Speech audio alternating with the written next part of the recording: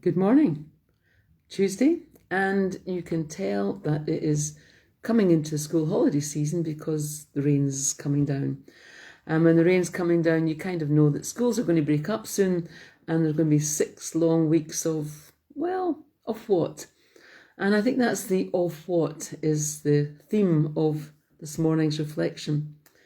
Of what? Do we wait and see of what? Do we plan to make something of the of what?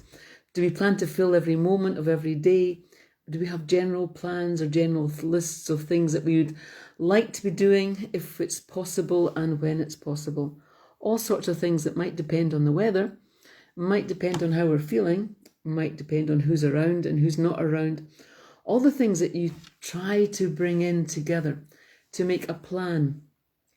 And maybe you're better at planning than I am. Most people are. But no matter how good we are at planning, sometimes those plans just don't work out. And sometimes we're left with a bit of a puzzle that requires reshaping, reorganizing. And when there's other people involved and other things involved and timetables involved, then that can be quite a challenge and quite difficult. But that's life, and life doesn't just go smoothly most of the time for anyone, and certainly not perfectly. So how do you work things out? What sort of puzzles do you like to work out? Let's step back a little bit from the big puzzle of life for the moment and just think of other puzzles that maybe we could be doing, especially if we're stuck in and it's raining outside and Wimbledon's not started yet because they've got rain perhaps too. I've not even checked that this morning. But what do you do if you've got time to spare? What sort of puzzles do you like to do, if any at all? I've got a few for you to think about and to consider. So if I can turn this round and we'll do this one at a time. Maybe you're into numbers and maybe you like Sudoku. And this is a fairly straightforward one. Not that I've done it yet, but it's fairly straightforward. And if you're a numbers person, then you might think, oh, it's too easy, way too easy. So perhaps if you can do that one just in a few minutes and you get bored with that, you might like to go on to something with a bigger grid and a bigger challenge and something more intense that will take up more time. Doing the same things again and again and again can be okay, but they can become repetitive. And we need a bigger challenge, a greater challenge, just to stretch us and perhaps to fill in the time. Or perhaps we learn to do it with other people. I remember there's a friend, we do Sudoku now and again, and we do it with 2 pencils, and we try and work out what the numbers are, but sometimes the other person gets there before us and all that thinking's gone to waste because they've got there first. So we do it together as a kind of, well, a competition, but also a help to help each other out. So perhaps that's how we solve puzzles, by helping each other out. But perhaps you're not a numbers person, perhaps you're more of a words person. So perhaps you like to do a crossword. And here we have a cryptic crossword, which can take a bit of time to work out and often does need someone else to actually help alongside. Because the way that our minds work is sometimes a bit different from each other, and the way that our minds work can help each other out. Solving cryptic crosswords, but perhaps also the cryptic questions that we have in life. Sometimes the puzzles that we have of life and death and getting through things are, well, a bit more than we can cope with on our own. And so we do it together. And having friends and family around to help us do that is really good. Or perhaps you just see the words cryptic crossword and think, oh, not a possibility. Perhaps an easier crossword. And not only an easier crossword, but perhaps someone's already started it. Some of the answers are already in place and the structure's there. Sometimes just one letter can help us to find a whole word. And sometimes a whole word can help us to solve other clues and questions around about us. And that's in life as well. Not just on paper and crosswords, but in life sometimes those people around us who fill in one of the gaps, fill in one of the answers, can help us find the rest for ourselves or perhaps with other people around. We can share all those questions that we have, all those clues that we have. And as one clue is solved, perhaps you find other ways of doing things. Perhaps you're much more of a practical person and you'd rather do a puzzle that involves working things out of how things move. Remember, pick up sticks was the one that I remember as a child, but jack straws is a similar thing, that you're trying to pick things up without other things falling down. Wow, isn't that a quiz and a puzzle of life? Trying to solve one thing when you know that other things are all leaning on that, dependent on that. And one small change can change everything, absolutely everything, your whole life. One decision, and in fact, most of our decisions affect not just our lives, but other people's too. So perhaps the puzzle that we have in life and in our holidays or in our working life or wherever we are is how we move things around, how we pick things up. And sometimes it involves moving things in order to get there. So it's not just a straightforward, now let's do this. Sometimes we have to prepare the way and prepare ourselves for what might come. So another puzzle, another way of looking at things. Perhaps you're much more visual and you like jigsaws. I know a lot of you do, and I know a lot of you spend a lot of time over lockdown, but also day by day doing jigsaws, enjoying the challenge. I'm not so good at that sort of stuff, I must admit. I don't have the patience. And some jigsaws add an extra puzzle. This one I got recently from I'll say a friend.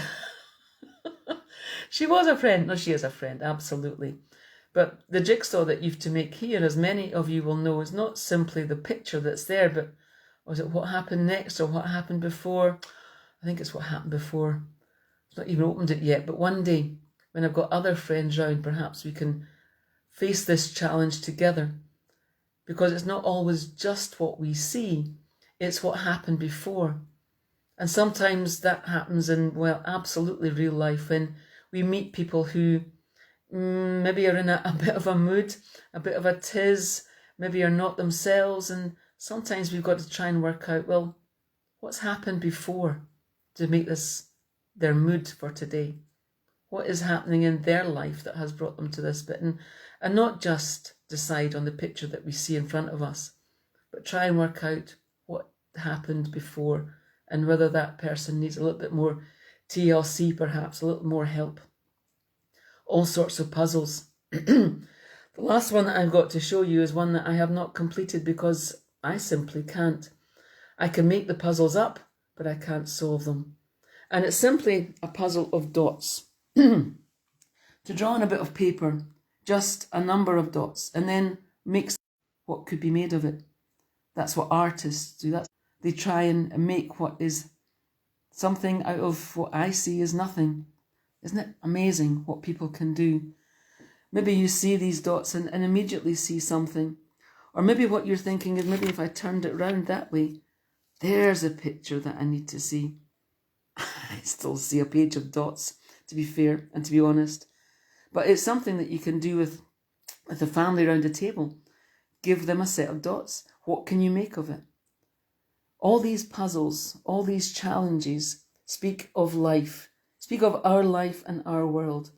Because sometimes we've got to join the dots. And the dots are not where we would want them to be specifically. The dots are not where we would expect them to be.